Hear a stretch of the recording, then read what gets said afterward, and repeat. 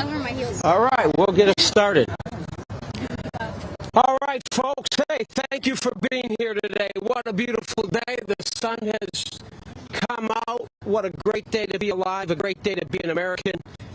I am certainly grateful to have Congresswoman Mary Miller for joining me in this fight. Thank you, Mary. I'd also like to thank the Heritage Foundation, Tiffany Justice with Moms for Liberty, Landon and Robbie Starbuck, and the creator of Lives of TikTok, Haya, for being here. We're here today to talk about the danger of TikTok and the threat it poses to our children in this great country. We know the dangers. They're out there. Everybody knows. You all know the dangers that it poses to our children. And many Americans agree. Here it is. Half of our country's states are already banning the app on the government devices. Half of them. Some of them even being controlled by liberals. But right now,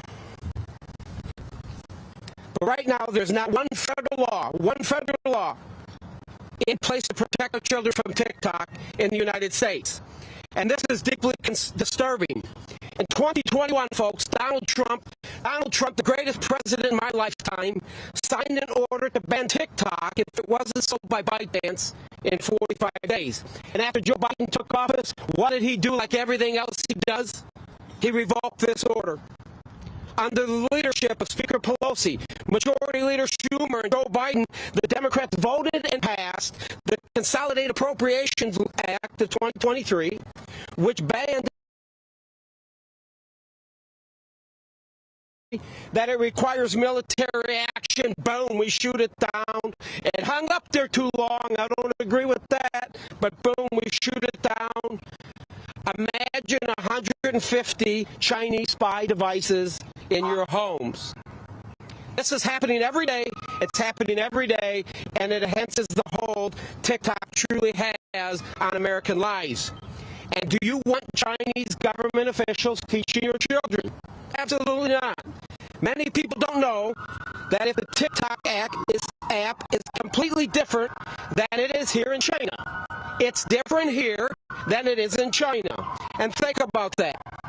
We know that TikTok is owned by ByteDance, a company that is located within China and controlled by the Chinese Communist Party. In China, folks, listen, in China, their version of TikTok is actually used to educate social and pro-Chinese messaging. However, in the United States, the Chinese Communist Party is spreading addictive and harmful videos to young Americans through its algorithm. Additionally, while American children waste countless hours a day, countless hours, you've got children, you know who they are, they're on this device countless hours a day on videos fed by the Communist Chinese Party, Chinese children are restricted to just 40 minutes. So I'm a little confused there. They can only have 40 minutes in China, but here, our kids are on it all day long. They like that idea, don't they? They love that. Even when the Chinese Communist Party, and they know how addictive this is, this should be the first indicator, folks. This should be the first indicator that TikTok is not safe and has no place in our country. And let's consider a different perspective. How do you think China, Xi Jinping, would feel if I created an app for their children that that shows the videos that promotes America and out front of? So this is it. Breaking news, folks. Every media out there, this is breaking news. Congressman Troy Nehls is creating the app. It's called Ameritalk. Ameritalk. And my app, it's going to go global. We're going to focus on you, China. We're going to focus on you first. It's going to talk about freedom and individual rights. It's going to talk about limited government. That's what this app is all about. It's going to talk about private gun ownership, capitalism.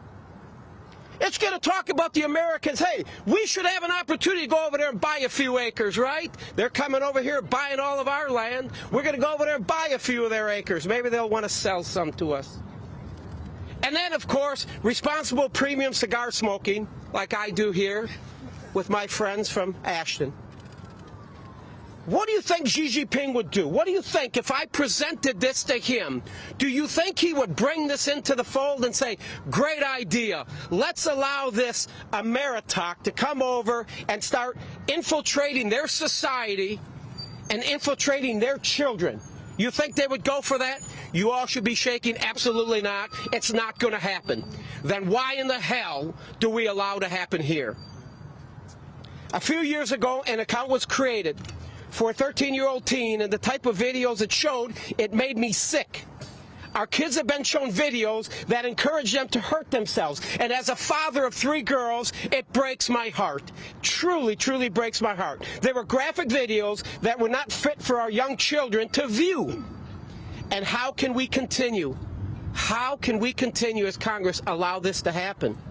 Nearly 90% of my constituents, I polled them, 90% of my constituents think that we should ban TikTok, and I completely agree with them. It is time that we take a stand against TikTok and China and stop them from harming our future leaders under our own roofs. And don't forget, folks, don't forget, under Donald Trump, he was absolutely right. Donald Trump was absolutely right. TikTok is a Chinese surveillance tool and a threat to our country. I would now like to introduce Haya for a few moments. Thank you. TikTok is a weapon being used to groom our kids. Every single day in America, our children are under attack. Predators are lurking everywhere, trying to get access to your children to groom them. They're in classrooms, hospitals, colleges, and of course on social media, mainly TikTok. Some estimates claim that nearly 2/3 of American teens are on the app. TikTok is designed to attract our impressionable youth, and groomers and predators know this and are using it to their advantage. Over the past few years, TikTok has become a cesspool for LGBTQ activists to target children with propaganda. Take Jeffrey Marsh, a transgender activist who famously makes TikToks directed at kids, telling them to cut off contact with their parents. Jeffrey has a large following on TikTok, where he constantly puts out videos directing kids to speak to him privately and not to trust their parents. He even links his Patreon in his TikTok bio, where he offers kids the opportunity to have a private consultation with him. He's using TikTok to prey on vulnerable kids. That is predatory behavior. Or take the pediatrician from Washington, whose video I recently posted. She created a TikTok telling users, mainly youth, that puberty blockers are completely safe and reversible. That's an absolute lie. So a kid goes on TikTok, goes on this app, and they think they're getting good, correct information from a credentialed doctor, a pediatrician, and what she's saying can actually cause a kid a lot of harm and irreversible damage. And TikTok is purposely feeding this content to American youth. Through TikTok, trans activists have a platform to groom children by telling them to cut off contact with their parents and offering them guidance on gender transition using harmful information. Over the last 2 years, I've spent hundreds of hours going through the depths of TikTok to expose its harmful effects on children. TikTok is destroying our youth. I'd like to introduce Landon and Robbie Starbuck. They're an incredible power couple who've been doing a lot to fight for our kids. I'm Landon Starbuck. I'm the founder of Freedom Forever, an organization that works to protect children from all forms of child exploitation in America. TikTok is not just an undeniable national security threat. TikTok is a weapon of ideological subversion deployed by our greatest foreign adversary, masquerading as a social media company. What kind of country allows a foreign adversary to deploy psychological warfare on its children without consequence? America.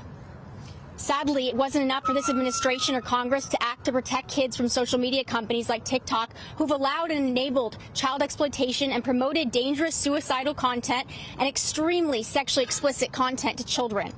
This generation of kids is engaging with platforms that their parents are being told have parental control features, but these protections are superficial and inadequate. No American user has informed consent about this Chinese-controlled service because they've evaded transparency. TikTok has a lot to hide. While under Chinese communist control, they've been invited to maintain access to the most valuable data on Earth, the minds and intimate lives of the next generations of Americans. It's unacceptable that they've encouraged kids to come to their platform knowing that they've caused significant, calculable harms to children. Their exploitive and psychologically damaging algorithms and policies foster an ideal environment for predators. And children have paid the price. TikTok is a threat to public health and safety, and it's a national security threat. 141.7 million pieces of CSAM, that's child sexual abuse material, was flagged on TikTok in 2021, and less than 0.5% was forwarded to NCMEC, the National Center for Missing and Exploited Children, to be acted upon by law enforcement to protect our children. Between 2019 and 2021, the number of TikTok-related child exploitation investigations by Homeland Security has increased 7-fold. TikTok must be held accountable. Protect children, protect Americans, and ban TikTok.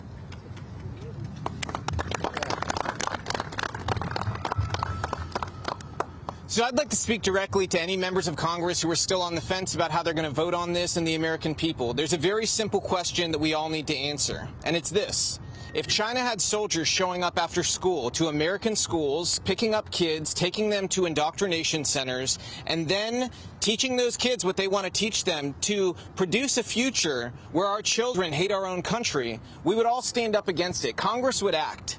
This wouldn't be partisan, and it shouldn't be partisan. If you care about our kids, you have to realize this is not an app. This is a weapon. And you act when your foreign adversaries use a weapon against your children, period. There's not a country on earth standing that has let an enemy go act against their children and did nothing about it that still exists. You must stand up. We ask you, we demand that you stand up and you ban TikTok. And it's not enough to simply go, oh, we're going to try to do some sort of other ticky-tacky thing where we divest or something along those lines. We all know the code is poisoned. This is a toxic platform. There's no removing China from the insides of this vile machine. We have to make this hard decision, and that's what you were elected to do. Our elected leaders were elected to make the hard calls where sometimes some people aren't going to agree with you. Some constituents might be upset about it. But it's your job to relay that this is a weapon, not an app. So do the hard thing. And my message to somebody like Jamal Bowman, the Democrat from New York, who came out and said, Republicans want to ban this because they don't have swag. Well, you know what? Maybe we need more members of Congress who are more focused on protecting our country and our kids than if they look like they have swag on TikTok. That type of immaturity... That type of immaturity is how we got here. It's how a nation of children were turned against their country. Patriotism's been defeated in our schools. And we see kids being poisoned every day with ideologies that are harming them. And the harm is something no one can deny. We see the videos. We see the evidence. We see the crimes and the reports of the crimes. This is happening, folks. And for the people who think it can't happen to their kid, can't happen in their town, it's happening close by you, and it's happening to somebody's kid whose parents said that exact same thing. So it's time to move on from this, make the hard choice, ban TikTok. And it's like that story, it's the last thing I'll say. You know the story of the snake? President Trump told it all the time.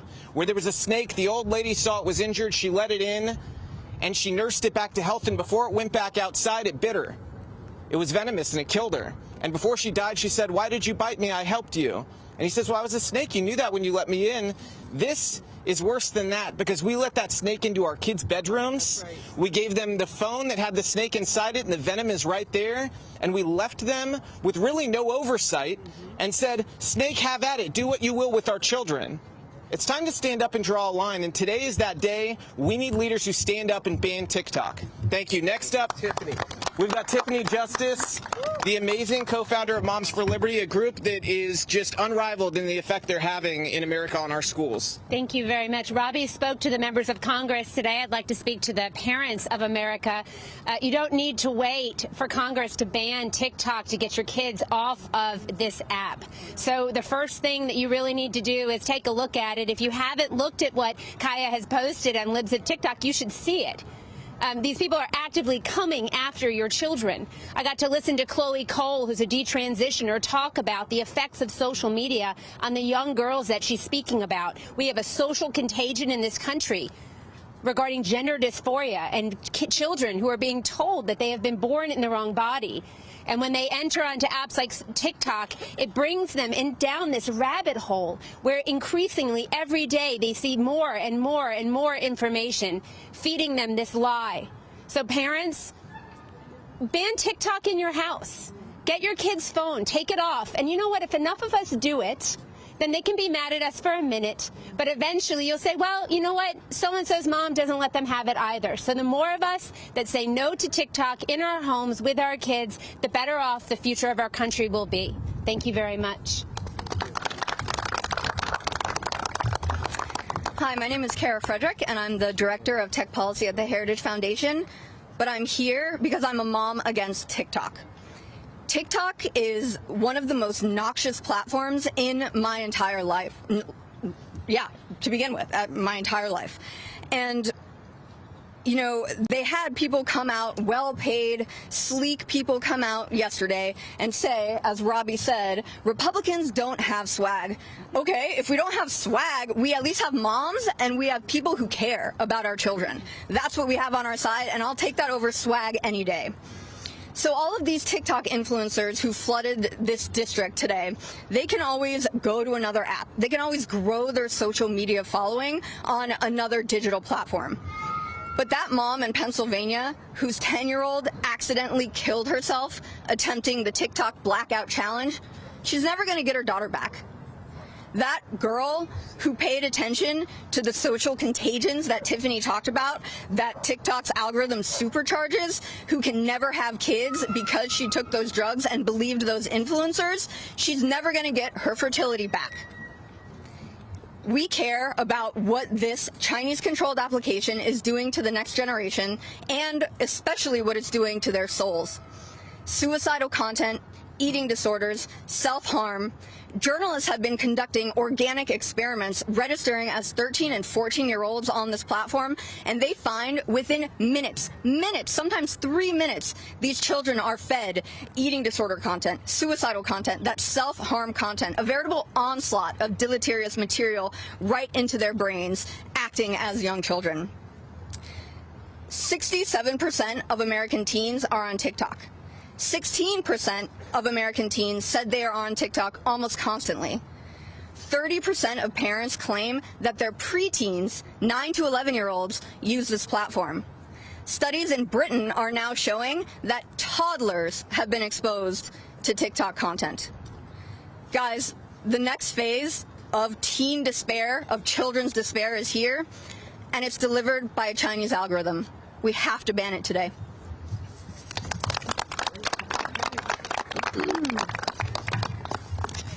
I want to thank the Heritage Foundation for gathering us here today to speak up in defense of our children and future generations. Being a mom and grandma has been the biggest responsibility of my life, and I can tell you I'm going to fight to protect our children. Our children are the hope of our nation. We are going to give account to God for how we treat our children, how we educate them and defend them. I can tell you Joe Biden and the radical left are on the wrong side of this issue. Americans are expecting their government, number one, to protect them, and most importantly, to be protecting their children. China is the top national security threat to the United States, and they're laughing at us. They're laughing at us while they use TikTok to destroy America's youth with the support of Joe Biden and the radical left. Chinese-owned TikTok is brainwashing American children with inappropriate, dangerous, and in some cases, sadly, it's deadly content. I introduced a bill to protect our children's privacy from big tech and affirm a parent's right to opt their children out of discussions in public school about sexual orientation and transgender ideology. But parents must understand that the impact, the danger their child's phone screen is. It's one of the most dangerous influences in their life. TikTok was specifically designed to be addictive and to have a brainwashing effect on our children during the critical developmental stages of their youth.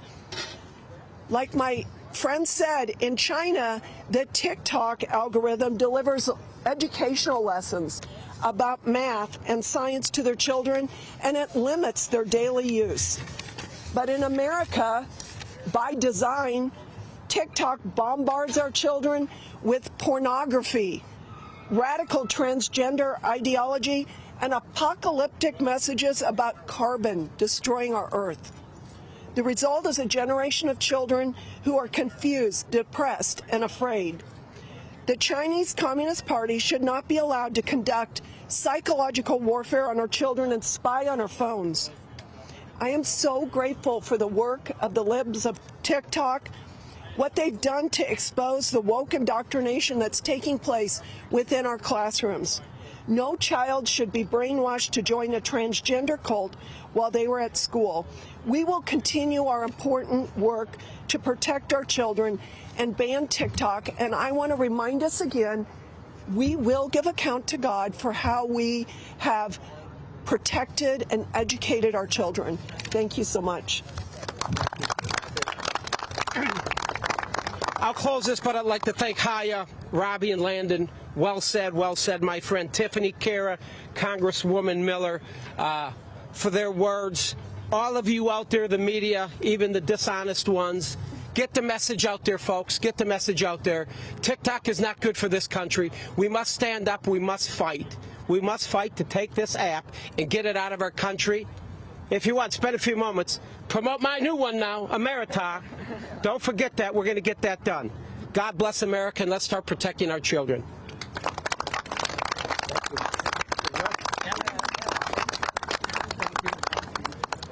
About 15 minutes for questions. That's not me. That's you guys. You guys are. Go ahead.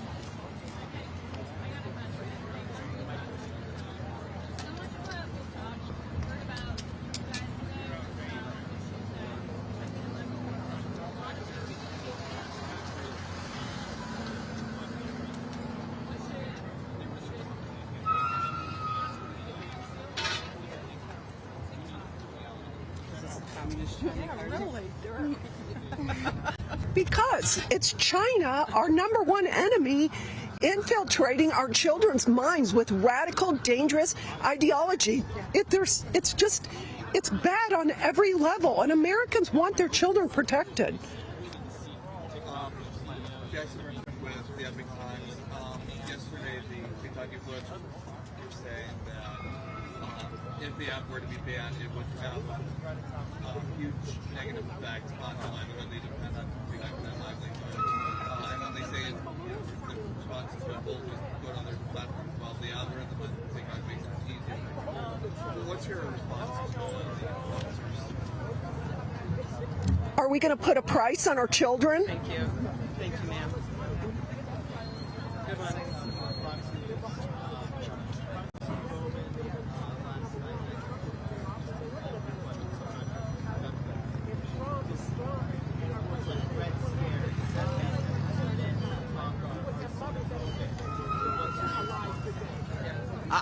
So my family escaped a communist country. They had to live through communism, and people we love died because communists are ruthless, and they will do anything to attain power and get to the next level. China's at a point where the next level is overtaking the United States. They don't hide this.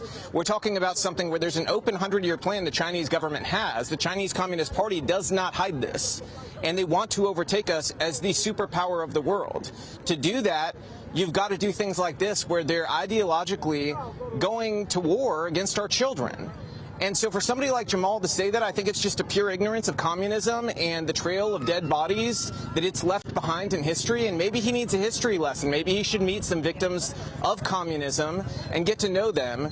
And I'm sure the Congresswoman probably has more to say, but I just, as somebody whose family had to escape a communist country, I think that's incredibly ignorant of him, and he should get an education on it. Sorry, can I add to that? And it's not just that. It's the fact that there are facts, right? There are facts that the parent company, ByteDance, is headquartered in China, that it's subject to the laws and policies of the PRC. Foremost among them is the 2017 National Intelligence Law, which compels private organizations to contribute to state intelligence work. So we know that there's a direct amount of Chinese control over this platform. Those are just facts. What did we learn in the hearing today that we didn't already know? Other than he won't tell us how much money he makes, he's going to put in parental controls. Can anybody answer that? Did we learn anything today from this person? I was actually in an ag hearing, so. Other than how to skillfully conduct a press conference in front of lawmakers, what did we learn today? No, nothing. And we learned that they're really great equivocators, but we already knew that to begin with. We know that TikTok has denied Chinese access to U.S. user data. We know that's not true. We know that Chinese engineers have access to U.S. user data repeatedly, including non-public data of American citizens as well. We know that they attempted to track the physical locations of at least 2 journalists within America using their IP addresses as well, and that was approved by ByteDance. So they effectively intended to use TikTok as the surveillance app that it is. So, you know, these are, again, master manipulators. So we just learned that he pays a lot of people to feed us nonsense. So what you're saying is that if Wolf Blitzer had TikTok on his phone, he's got every journalist number and their family's number in Washington, D.C. Yeah. Is that a plausible scenario? I think the problem is TikTok and via ByteDance especially, they have given the intrusive data collection, which I will not do. Other platforms do collect data, but they don't try to hide it like TikTok has been proven to do over and over and over again, even with layers of encryption of the unique device identifiers that they were hoovering up in a period of 15 months by circumventing Google's actual policies themselves. They have the ability to integrate the data that they collect with other data sets that they've stolen through things like the OPM hack, the Anthem hack, the Equifax hack, the Marriott hack as well. So it's the potential to map the networks of U.S. citizens and create those dossiers on patterns of life, et cetera, et cetera. So having intelligence dossiers on Americans is something that TikTok through ByteDance can absolutely contribute to. We've known they've announced this. Did the term the Great Firewall of China get mentioned at all in this hearing? Anybody? I would say you asked about situations people should be thinking about, like that Wolf Blitzer situation.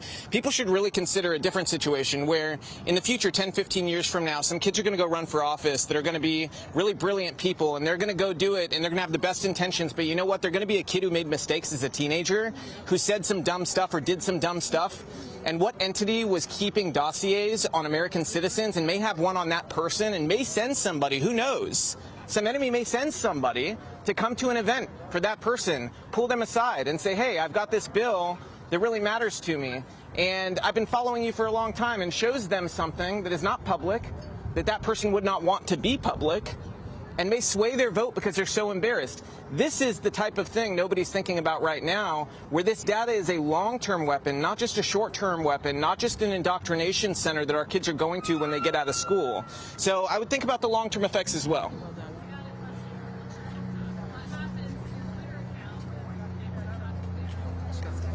So like someone mentioned before, all of these activists are going to go to other platforms. So they're going to, a lot of the ones that are on TikTok, they're also on Instagram, they're on Facebook, they have YouTube channels. So I'm just going to post their content from Instagram. As it is now, the actual TikToks are only about half my content. But I post a lot of other stuff, Instagram Reels, YouTube videos, screenshots from schools' websites, hospitals' websites. So I'm not worried in the least bit about my account. What I'm worried about is our children.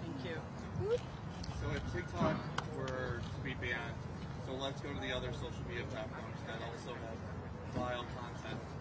How do we handle those? And is this part of a bigger problem when it comes to the mental health of our youth?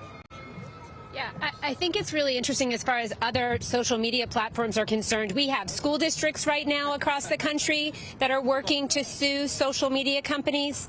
We have individual people that are looking to sue social media companies. It's not only TikTok. So, you know, you have school districts around the country. I think Seattle Public Schools was one of the first ones to come out and say, this is hurting kids in our district. And these aren't even their children, right? These are our children, parents' children, but the districts are realizing the effects that this is having. So I think what you're seeing is just the beginning of the turning of the tide on social media in America. TikTok is being handled in this way, but I think American parents are getting very wise to the games that are being played on social media by predators who want to try to take our children off course. And we're going to work really hard to stop it in as many ways as we can.